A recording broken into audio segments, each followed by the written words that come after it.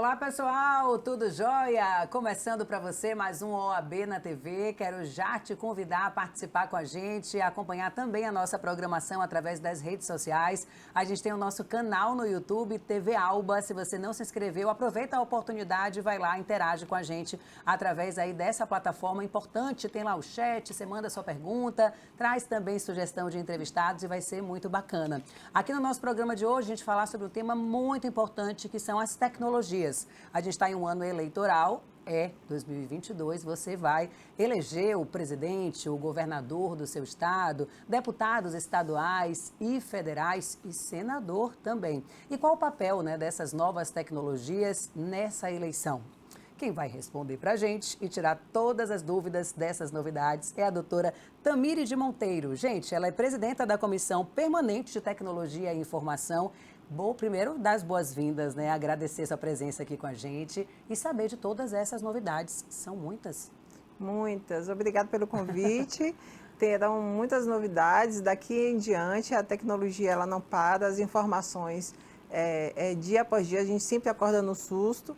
Eu acho que daqui até as eleições a gente vai ter um monte de entrevista para poder dar, para poder esclarecer sobre isso aí. É um tema extremamente importante, não só para a sociedade, mas também para os políticos, que estão nessa seara das eleições, Com certeza. E o mais importante, doutora, é que o eleitor, os candidatos e os assessores, principalmente de marketing, nesse processo, saibam utilizar essas ferramentas de forma positiva.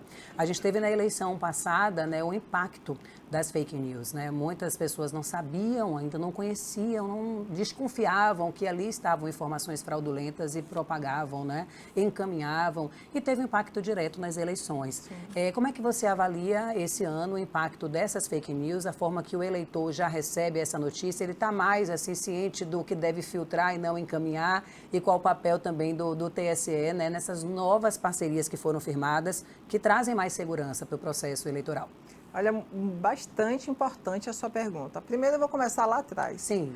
As fake news sempre existiram no mundo político e na sociedade. A gente pode ver, a gente voltando a séculos e séculos, cavalo de Troia.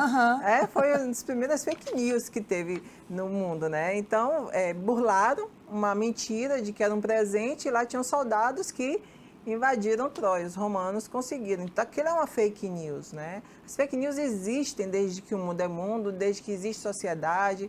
As fake news eram, por exemplo, as notícias falsas, as fofocas, que não eram verdadeiras, eram nas praças, nas janelas de quem passava. Só que transcendeu. Com a tecnologia, essa velocidade foi maior, Exatamente. Aí veio a internet, e a internet com a facilidade, com a rapidez que ela tem, a transicionalidade disso aí, fez com que a disseminação fosse rápida, em milésimos de segundo, e um rastro de pólvora. E essa eleição, como é que você avalia, que será? Você acha que as plataformas estão melhor preparadas para fazer esse filtro que é importante? Eu vi que já tem algumas coisas já funcionando há um tempo, que é a capacidade de encaminhamento menor.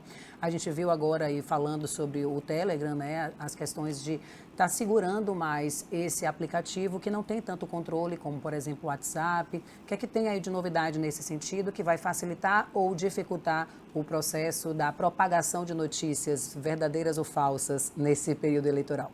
Eu acho que o grande mote de toda a campanha dessa questão da informação, da desinformação e fake news, começa com informação. Sim. A gente vamos combater a desinformação, mas vamos primeiro focar na informação. A desinformação nasce efetivamente da falta de educação digital.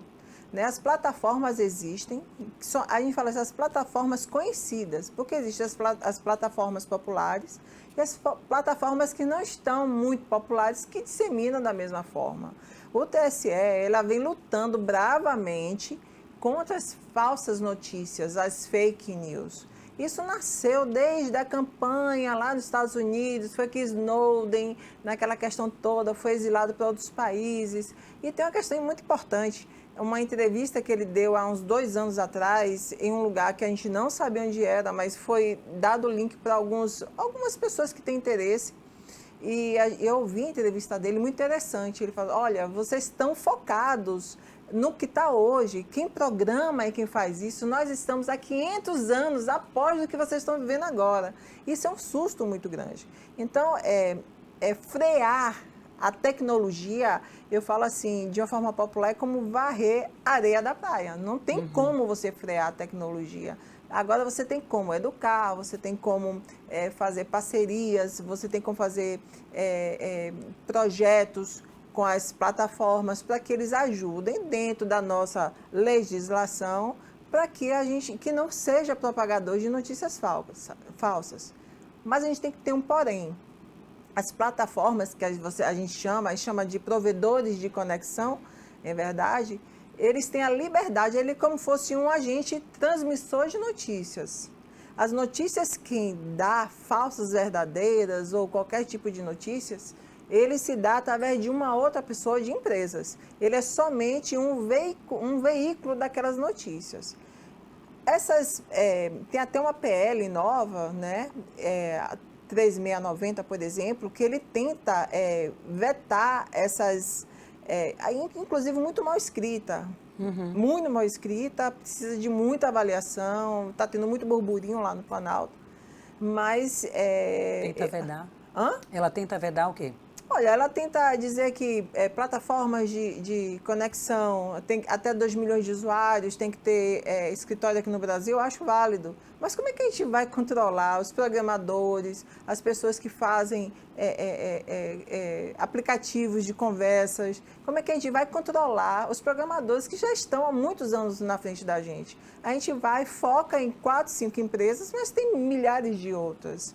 E outra coisa, tem um marco civil da internet, que é uma lei muito bacana, que poderia ser melhorada. Uma nova PL, para mim, seria assim uma questão mais política de dizer o que está fazendo, mas muito mal escrita. A gente precisa muito mais trabalhar sobre isso, sabe? Está mais atento aos detalhes do que já existe, né? Essas novidades que já estão surgindo aí a todo tempo, como você bem disse, que estão bem à frente do que a gente está observando aqui nesse âmbito, né? E incluir no que já tem, né? Com todo o cuidado.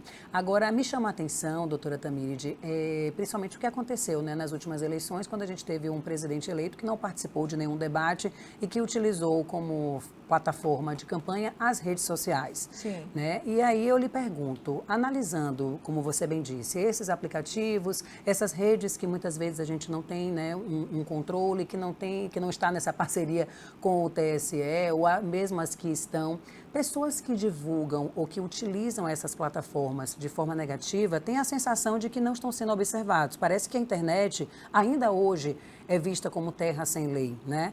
Isso é fato, isso melhorou, o direito cibernético está mais avançado. A gente pode ter essa segurança de que mesmo que esteja acontecendo no momento algo errado nas redes sociais, tem gente de olho, essas pessoas serão encontradas ou ainda ficará assim nessa coisa do arbitrário, né, do empírico, que a gente não sabe o que vai acontecer? Olha só, eu canso de falar, internet é terra com lei. Com lei, que bom. Né? A gente tem mecanismos para isso. Não existe anonimato na rede, tudo deixa rastro. Pode até alguns se tornarem mais difíceis da gente chegar à autoria de uma postagem ofensiva, de uma postagem violenta, de uma postagem como teve recentemente de uma escola, trazendo um caso concreto aqui, né? Que teve uma escola que teve a mensagem que ia ter um massacre. A gente tem como chegar à autoria disso aí. Não existe anonimato na rede, né? O que a gente pode entrar nessa questão é de que já existem leis efetivamente, existem mecanismos técnicos que podem se chegar efetivamente à autoria. Eu acho que a liberdade de expressão é um dos bens maiores que a nossa Constituição tem.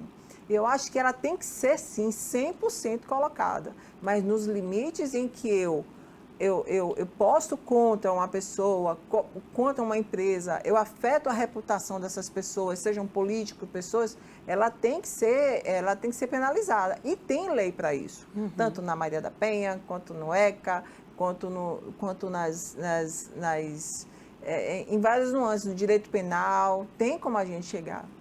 qual é a dificuldade hoje, né, que encontramos para identificar essas pessoas, saber onde elas estão? As pessoas às vezes deixam, né, de procurar mesmo, de entrar com um processo contra, vamos pegar aqui um exemplo banal, os perfis fakes que vão lá e geram ofensas, esses perfis fakes que também divulgam notícias e fazem cards mentirosos, e aí a gente pode trazer para a política, né, e exemplificar também. Qual é a dificuldade, né, de identificar e de penalizar essas pessoas e de tornar cada vez mais essa eficiência pública, para que as pessoas tenham a tranquilidade de que o crime cibernético, como você bem disse, né, aqui é terra com lei também. O crime existe, vai ser identificado e pagarão por isso.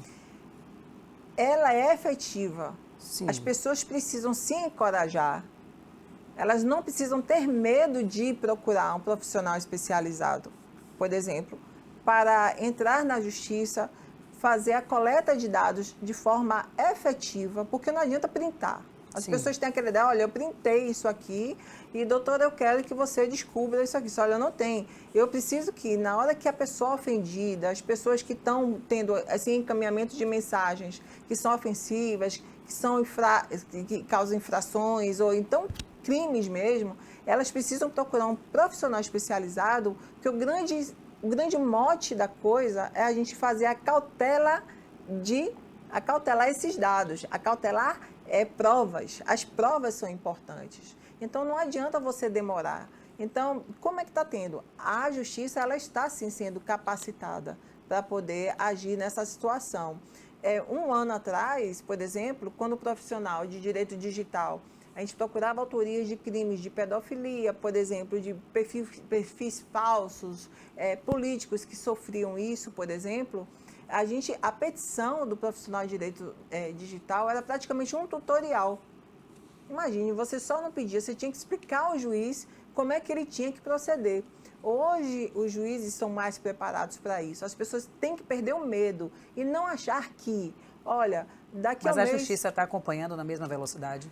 Porque eu lhe digo, a gente aqui noticiou casos, né, de crimes cometidos na internet. Agora mesmo viralizou, inclusive, né, que foram aquelas vendas de eletrônicos, entrava na conta da pessoa e começava a vender telefone, geladeira, se fazendo passar porque tomava conta mesmo do cadastro, da senha, né, de tudo ali da rede pessoal. E a gente não viu essa velocidade, né? Nem de reação do Instagram, ao ponto de bloquear, né? do grupo Meta, digamos assim, porque também houve no Facebook, como da própria justiça, porque foi feito queixa, foi procurado advogado, tudo aconteceu e várias pessoas, né, adquirindo prejuízo e nada. A primeira coisa é procurar um profissional especializado na área. Tem poucos profissionais nessa área? Tem muito pouco profissional. Eu sinto muita falta aqui na Bahia de profissionais especializados, porque a gente precisa ter um conhecimento técnico de tecnologia, a gente precisa ter um conhecimento técnico em direito, das leis, né? A gente precisa ter, eu sinto muita falta de colegas aqui na Bahia, efetivamente, para a gente poder litigar de forma igualitária. A primeira coisa é procurar um profissional e fazer, não apagar, não bloquear. A primeira coisa é coleta de provas. É a parte mais importante, né? Coletou provas de forma técnica, ser rápido e ser estratégico. Depois disso, procurar, por exemplo, a delegacia de polícia junto com o profissional, porque o próprio boletim de ocorrência, ele serve como ata notarial e de forma gratuita. Você não precisa pagar uma ata notarial para aquilo. Então, você pode fazer um boletim de ocorrência e a polícia ela pode conseguir investigar. Tamires, a polícia está conseguindo investigar, ela não está sendo, infelizmente, capacitada, tendo a capacitação necessária para agir dessas formas. Salvo alguns policiais que a gente faz a capacitação e alguns cursos de pós-graduação, o curso de extensão. Salvo, assim, no universo, eu vou botar assim, 1 ou 2% dos policiais. A justiça ainda é muito morosa, né? Infelizmente, a justiça ela é muito morosa e ela tende a ficar lá no último vagão do trem. Por isso que eu falo, às vezes a petição que a gente faz, um pedido simples de 3 folhas, consegue chegar a 40, porque a gente tem que dizer ao juiz que é uma URL, a gente tem que dizer ao juiz que é um provedor de conexão. Dizer o beabá. Exatamente, né? A gente acaba dando uma aula de direito digital. Então, Tem como sim, tem como. Agora as pessoas precisam perder o medo e procurar efetivamente, que eu acho assim, enquanto a gente não penalizar efetivamente essas pessoas, ou um grupo de pessoas, ou uma quadrilha, né? Uma quadrilha especializada, a gente não penalizar, a gente não correr atrás, eles vão continuar fazendo. Ontem mesmo eu recebi 3 notícias de golpe de clientes meus. Olha, eu sofri o golpe, olha, então, o que eu faço? Vamos judicializar. Vamos atrás deles. Vamos dar um intervalo, porque o assunto rende. Tenho certeza que nas nossas redes o pessoal está lá interagindo bastante, contando casos, né? Querendo saber como denunciar, querendo saber como perder esse medo, porque ainda tem isso, Sim. né? A gente tem casos, inclusive, de pessoas que foram coagidas a pagar um valor para ter a rede de volta, né? E aí empresários, né? Profissionais da área da medicina também, que utilizavam aquela rede social como forma de propagar, né, os seus serviços e que foram totalmente lesados. Doutora Tamiri de Monteiro é a nossa entrevistada de hoje aqui no nosso OAB na TV. A gente está falando sobre o importante papel dessas tecnologias que estão ao nosso dispor e de que forma essas tecnologias vão impactar nas eleições deste ano. A gente está trazendo um universo amplo para debater com vocês e vamos falar no próximo bloco também sobre urnas, as redes sociais do momento, quais são os pequenos golpes que a gente tem que estar atento. Estamos aqui com uma enciclopédia desta área do direito cibernético e já a gente volta com esse bate-papo. O intervalo é rapidinho.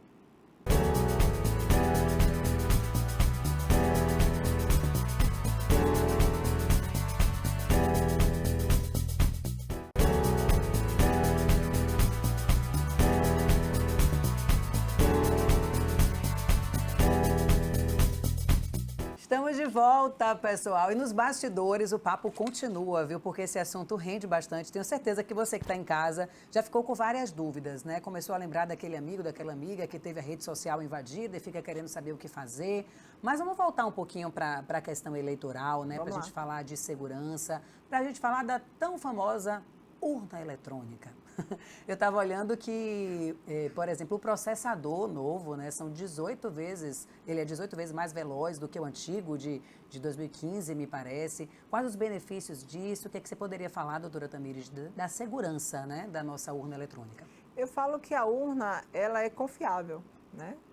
A segurança, quando a gente fala em tecnologia, ela melhora a cada dia.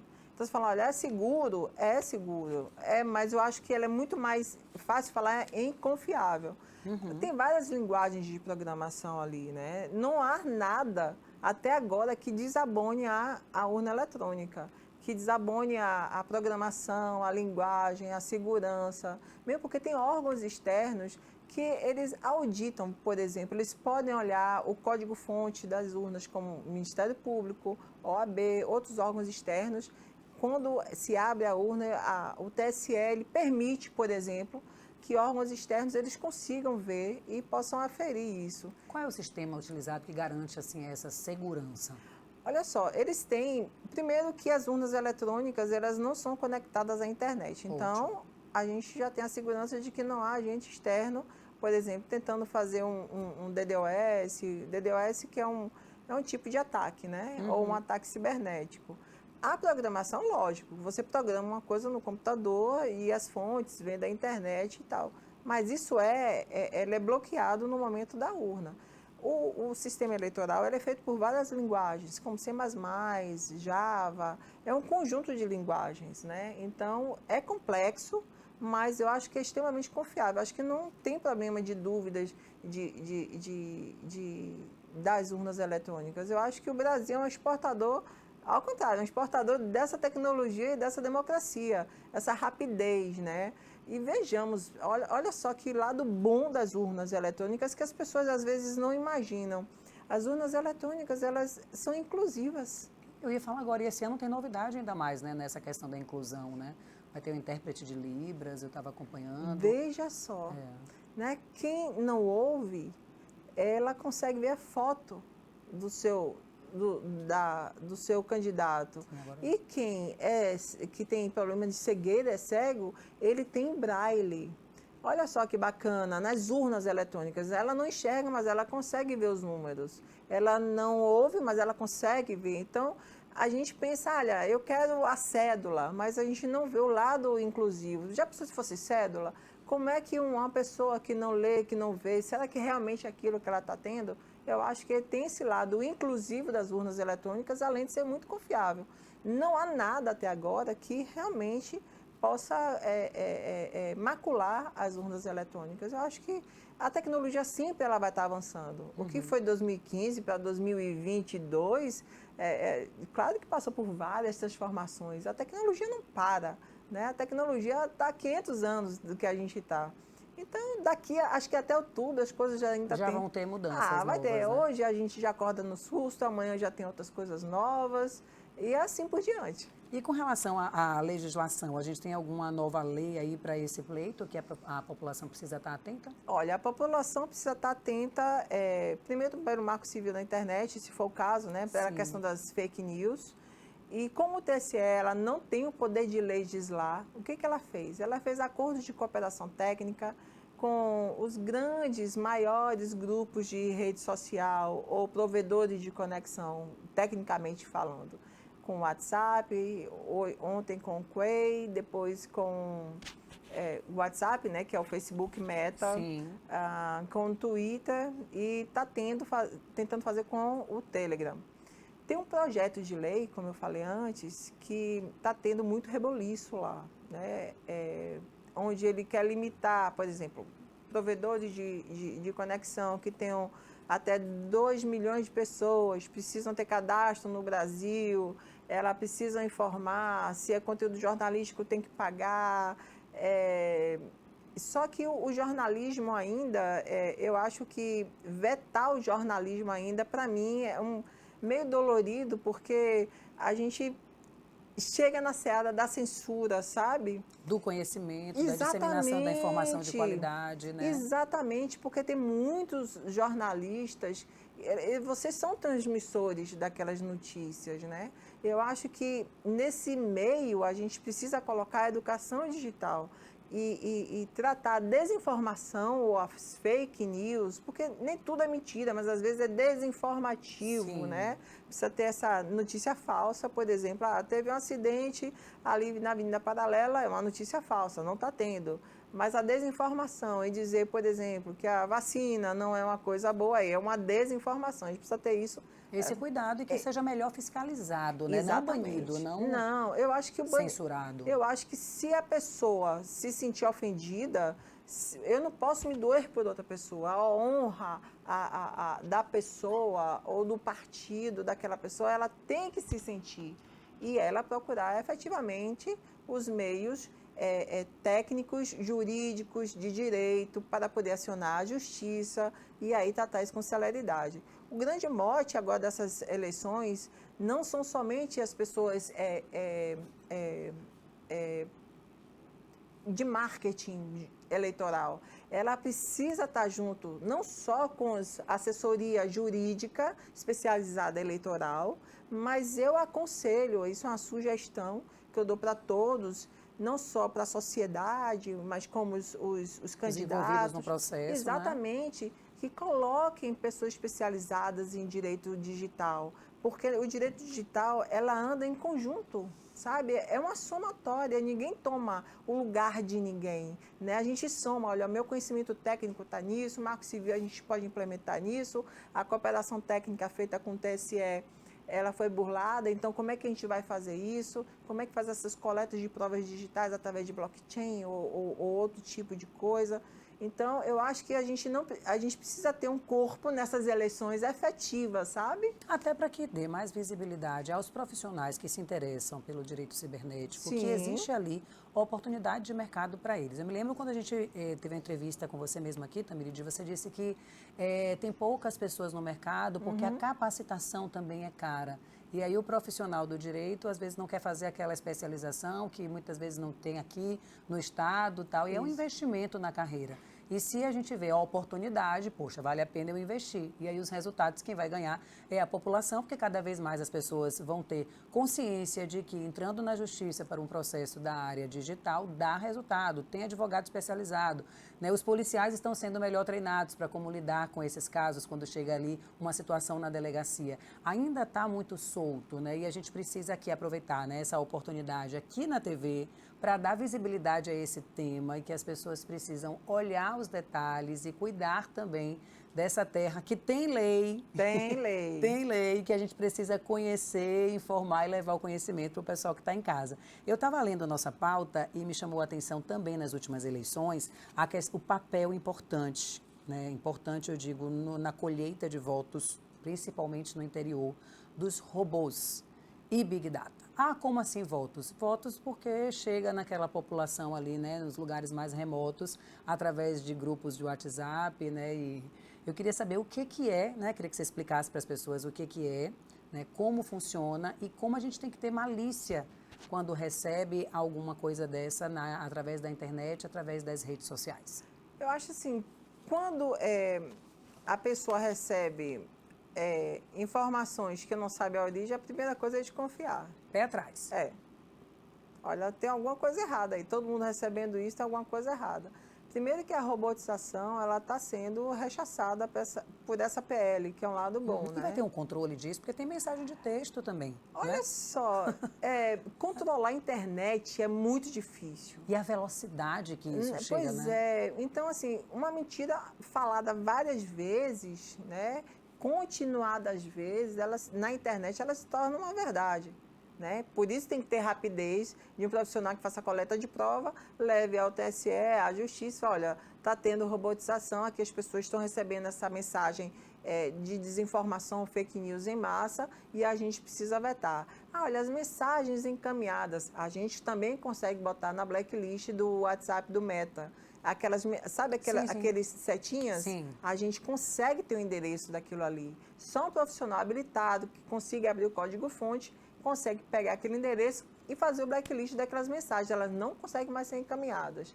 E isso se consegue com um profissional habilitado. E como você falou, é uma área muito cara para se investir no direito, é muito cara. Não é fácil. São cursos que custam muito altos. Às vezes você tem que sair de Salvador para São Paulo, você tem que fazer cursos online, você paga muito caro, mas é uma área que vale a pena. Porque no futuro tudo vai se misturar.